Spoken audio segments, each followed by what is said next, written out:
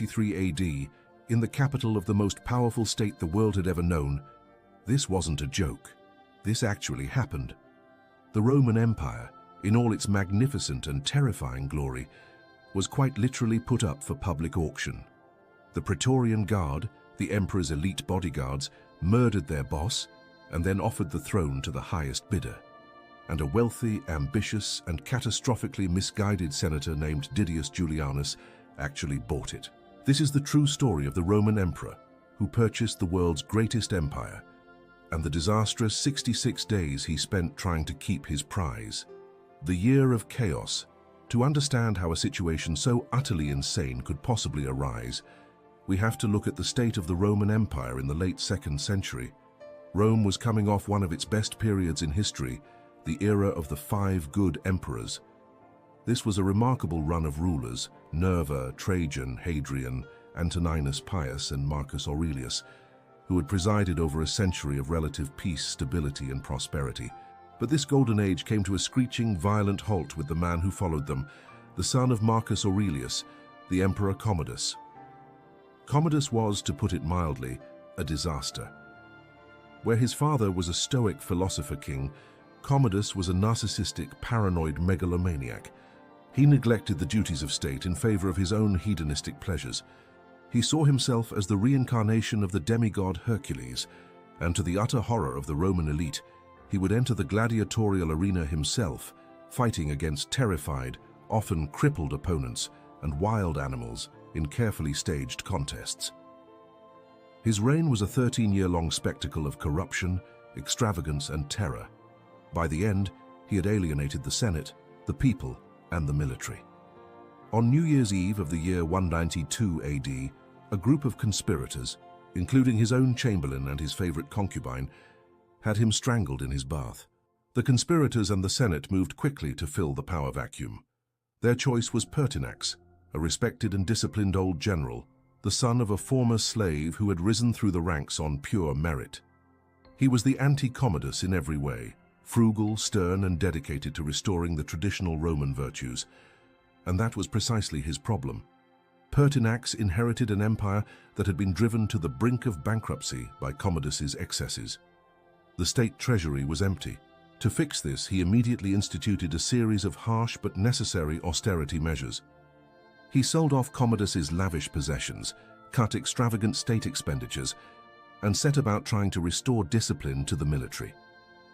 His most fateful decision was to take on the most powerful and corrupt institution in the city of Rome, the Praetorian Guard.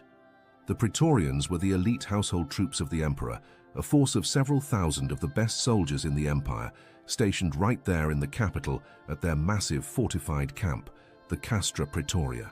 Originally formed as a simple bodyguard unit, they had over the centuries evolved into the ultimate political power brokers. They were the kingmakers, and more often, the king-breakers. They had assassinated emperors like Caligula and Galba. They were accustomed to being pampered, receiving huge salaries and lavish bonuses called donatives from each new emperor. They were, in short, dangerously spoiled. Pertinax, in his effort to restore fiscal discipline, made it clear that the era of extravagant handouts was over. He attempted to enforce stricter discipline, and most critically, he planned to pay them only half of the bonus they had been promised. For the Praetorians, this was an existential threat to their privileged lifestyle and their political power. They had grown fat and lazy under Commodus, and they had no interest in returning to the disciplined life of a common soldier under a stern old general. Their resentment festered for a few short months, and then it exploded. On the 28th of March, 193 AD, after a reign of just 87 days, a mob of several hundred angry and mutinous Praetorian guards stormed the imperial palace. Pertinax's advisors begged him to flee and hide, but the old emperor was a man of principle and courage. He believed he could reason with his soldiers. He chose to stand his ground and face them down in person, a fatal and tragic miscalculation. As he began to speak, reminding them of their duty and his own legitimacy, they lost their nerve for a moment. But then one soldier, perhaps fearing the consequences if they backed down, hurled a spear and struck the emperor in the chest. The spell was broken. The mob descended on the 66-year-old emperor and brutally murdered him. The Roman Empire was now without a leader. The throne was empty, and the Praetorian Guard had just sent a very clear message to the entire world. The throne belonged to them, and it was now for sale. The imperial auction. What happened next is one of the most shameful and bizarre episodes in Roman history, a moment of such naked corruption that it was recorded with disgust by contemporary historians like Cassius Dio and Herodian. With the Emperor Pertinax dead, the mutinous Praetorian Guards retreated back to the safety of their fortified camp. They barricaded the gates and manned the walls. They were now in a position of supreme power. They had just murdered the head of state, and they knew that whoever they chose as his successor would owe them everything. They held the ultimate prize, the imperial purple, and they decided to dispose of it in the most direct and profitable way imaginable. They would sell it. The news of the emperor's murder spread through the city like a shockwave. The first potential buyer was a man who was already on the scene, Titus Flavius Sulpicianus. Sulpicianus was the current urban prefect, essentially the mayor of Rome, and in a grimly ironic twist, he was also the father-in-law of the man the guards had just killed, Pertinax. He had gone to the Praetorian camp to try and calm the situation down, but when he arrived, he found himself in the middle of a burgeoning auction. Seeing his opportunity, he immediately began to make offers, promising each soldier a massive donative if they would proclaim him emperor. He was the first bidder, but then a challenger arrived. Hearing the commotion from his mansion in the city, another man decided to throw his hat in the ring. This was Didius Julianus.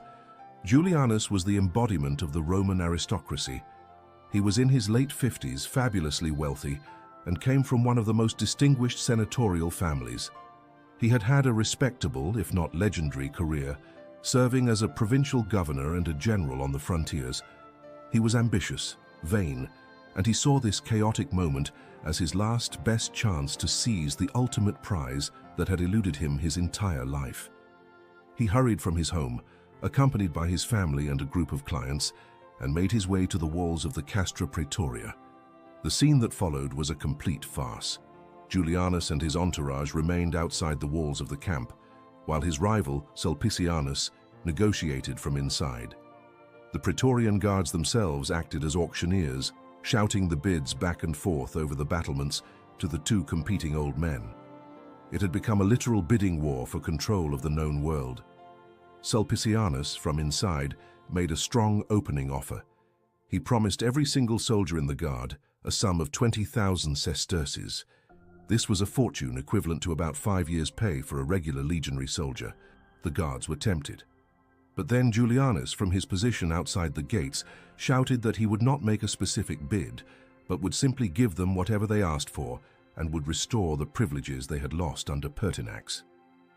Some of Julianus's supporters, in a stroke of genius, brought along ladders and held them up against the walls. They shouted up to the soldiers on the ramparts that Julianus was far wealthier than Sulpicianus and would not cheat them. They also cleverly planted seeds of doubt about Sulpicianus, reminding the guards that he was Pertinax's father-in-law and might well be obligated to avenge his death once he was in power. This argument began to sway the soldiers. Julianus was the safer bet. They urged him to make a concrete offer to seal the deal. So Julianus shouted up his final, spectacular bid. He would pay every single man 25,000 sesterces. This was an astronomical sum. For a guard of roughly 10,000 men, the total payout would be 250 million sesterces. It was a figure so large it would severely cripple the Roman treasury. But for the greedy and short-sighted Praetorians, it was an offer they couldn't refuse. The deal was done. They had found their buyer. They lowered the ladders and invited Didius Julianus to climb up and into the camp. Once inside, they immediately proclaimed him emperor, hailed him as Caesar Augustus, and swore an oath of loyalty to him, an oath purchased with the promise of silver. Didius Julianus, the wealthy senator, had just become the master of the Roman world. He had bought the empire on eBay's ancient equivalent, and he was about to discover the brutal reality of their no-refunds policy. The 66-day emperor, the reign of Didius Julianus began as it would end, in humiliation and chaos. Escorted by the very soldiers who had murdered his predecessor just hours before, their swords still stained, Julianus made his way from the Praetorian camp to the Senate house. He was now the emperor, but the people of Rome were utterly disgusted by the transaction. According to the historian Cassius Dio, as his procession moved through the streets, the citizens who had gathered did not cheer. Instead, they met him with a volley of curses and insults. They called him a thief and a parricide. Some even began to throw stones at the new emperor and his mercenary bodyguards. The Roman people felt that the honor of their empire had been dragged through the mud, sold like a common piece of merchandise in the marketplace. Julianus's reception in the Senate was not much warmer. His fellow senators, many of whom were his peers and rivals, were forced by the presence of the armed Praetorians to officially ratify his accession.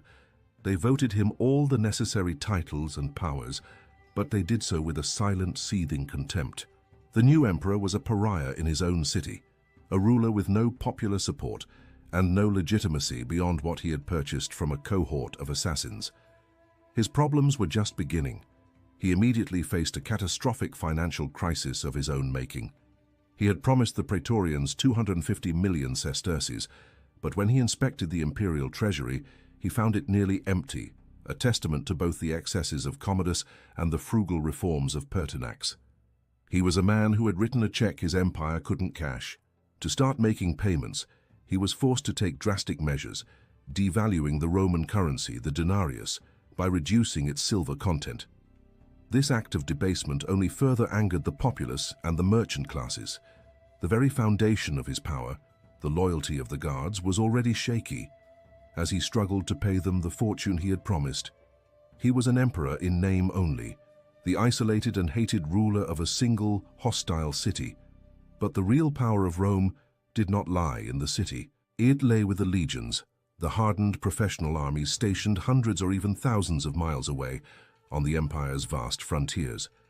While Julianus was struggling to control Rome, the news of the murder of Pertinax and the shameful auction of the empire reached the frontier camps in Britain, Syria, and along the Danube River. The reaction of the legionary soldiers and their powerful generals was one of universal fury. They had respected Pertinax, one of their own. They were incensed that the pampered, corrupt dandies of the Praetorian Guard had presumed to appoint an emperor without consulting the real military might of the empire. Within weeks, the empire began to fracture. 3 of the most powerful generals in the Roman world, each commanding a massive army of loyal, battle-hardened legions, refused to recognize Julianus's authority. In the province of Britannia, the governor Clodius Albinus was proclaimed emperor by his troops. In Syria, the governor Pescennius Niger, commander of the powerful eastern legions, also claimed the throne.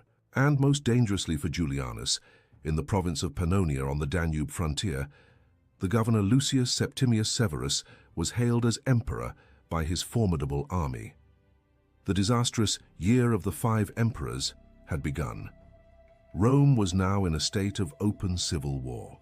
Of the 3 usurpers, Septimius Severus was the most immediate and existential threat.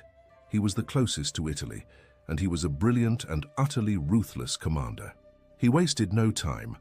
Forging a temporary alliance of convenience with Albinus in Britain to secure his rear, Severus immediately began to march his 13 powerful Danubian legions on Rome. Back in the capital, Julianus descended into a state of blind panic. He tried to get the Praetorian Guard, his supposed protectors, to prepare the city's defenses, but the Praetorians were a palace guard, not combat engineers or frontline soldiers. They were unaccustomed to hard labor, and they performed their duties of building walls and digging trenches lazily and incompetently. Julianus declared Severus a public enemy and sent a group of assassins to kill him, but they failed. He ordered the Senate to send a delegation to try and negotiate with Severus, but the senators, sensing which way the wind was blowing, deliberately delayed their departure.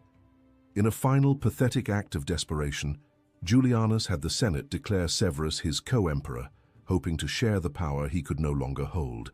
Severus simply ignored the offer and continued his relentless march. The final bill comes due. As the unstoppable army of Septimius Severus drew closer and closer to Rome, the Praetorian Guard did what they did best. They looked out for themselves. They had created Julianus, and now they would uncreate him. They were soldiers of fortune, and they could see that their investment in this particular emperor had been a catastrophic failure. They were not willing to die in a hopeless battle against Severus' hardened legions to defend the man they had put on the throne. Secretly, they opened negotiations with Severus. Through intermediaries, they arrested their own emperor and offered to hand him over to Severus in exchange for a full pardon for their murder of Pertinax. The end for Didius Julianus was swift and ignominious. Seeing that his protectors had abandoned him, the Senate, which had lived in fear for the past 2 months, was suddenly emboldened. They convened a meeting, officially declared Julianus a public enemy, sentenced him to death, and formally recognized Septimius Severus as the new emperor of Rome. A single soldier was dispatched to the imperial palace to carry out the sentence. He found Julianus cowering and alone, deserted by all but one of his prefects and his son-in-law. The historical sources record his final pathetic words as he awaited his fate. "But what evil have I done? Whom have I killed?" He was executed on the 1st of June 193 AD. He had reigned for just 66 days. The most expensive purchase in history had ended in the ultimate buyer's remorse. A few days later, Septimius Severus entered Rome without a fight. He had promised the Praetorians a pardon, but Severus was not a man to forget or forgive such a deep betrayal of imperial order. He summoned the entire Praetorian Guard to a parade ground outside the city, ordering them to appear without their armor and weapons as a sign of peaceful submission. The guards complied. As they stood there, defenseless, Severus surrounded them with his own loyal armed legionaries. He then berated them for their cowardice, their greed, and their murder of Pertinax. He did not slaughter them, but he did something almost as devastating. He stripped every single one of them of their rank, their arms, and their prestigious status. He dishonorably discharged the entire guard and banished them from the city of Rome, and from within 100 miles of it, on pain of death. Severus then completely reformed the institution.